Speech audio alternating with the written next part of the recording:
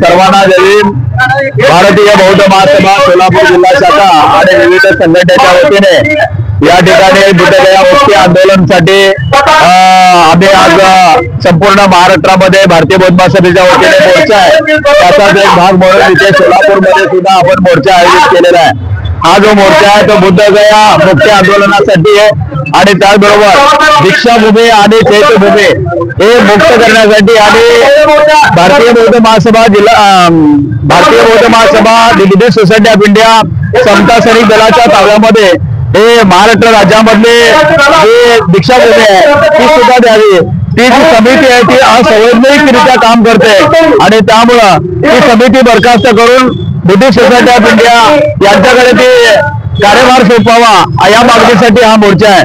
त्याचप्रमाणे बाबासाहेबांची जन्मभूमी जे मऊ मध्ये आहे, मध्य प्रदेश मध्ये आहे, मऊ मध्ये सरकारने ते मोहीम आणलेले आहे, परंतु त्या ठिकाणी चांगल्या प्रकारे काम होताना दिसत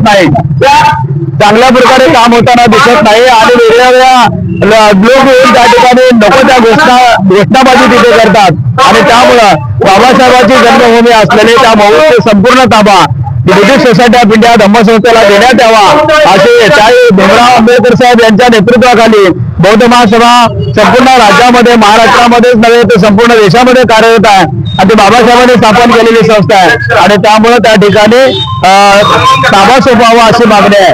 बीटी ऍक्ट 1949 जो काही कायदा 1949 चा कायदा आहे, बाबासाहेबांनी राज्यघटना लिहिली आणि 1950 साली ते अंमलात आली, त्यामुळे जे अगोदरचे जे कायदे होते ते या ठिकाणी रद्दबाद झालेले आहेत असं या ठिकाणी आपल्याला म्हणता येईल। आणि त्यामुळे 1949च्या ऍक्टनुसार जी त्या बुद्धगयामध्ये परिस्थिती आहे, ते बुद्धगयाची जी परिस्थिती आहे, 4 ब्राह्मण समाजाचे लोक आहेत आणि 4 बौद्ध समाजाचे लोक आहेत आणि 5वा जो आहे तो तिथला कलेक्टर आहे आणि तो कलेक्टर सुद्धा असणारा हिंदू त्या ठिकाणी निवडला जातो आणि त्याप्रमाणे तिथलं कामकाज केलं जातं। त्यातल्या त्यात हिंदू न दिसता नाही तर ब्राह्मण समाजाने निवडला जातो आणि संपूर्ण मेजॉरिटी त्यांची आणि त्यांच्या अंडरखाली सगळे कार्यरत आहेत आणि त्यामुळं तिथला जो ऍक्ट आहे तो रद्द करावा आणि बौद्ध आदिवाच्या ताब्यामध्ये ते बुद्धगया विहार मिळावं अशी आमची या ठिकाणी मागणी आहे। आणि त्या कमिटीमध्ये बौद्ध महासभेचे राष्ट्रीय कार्याध्यक्ष आदरणीय भीमराव आंबेडकर साहेब यांना घेण्यात यावं अशी मागणी आहे आणि त्यामुळे या मोर्चामध्ये संपूर्ण महाराष्ट्रामध्येच नव्हे तर संपूर्ण जिल्ह्यामध्ये आम्ही हे निवेदन दिलेलं आहे।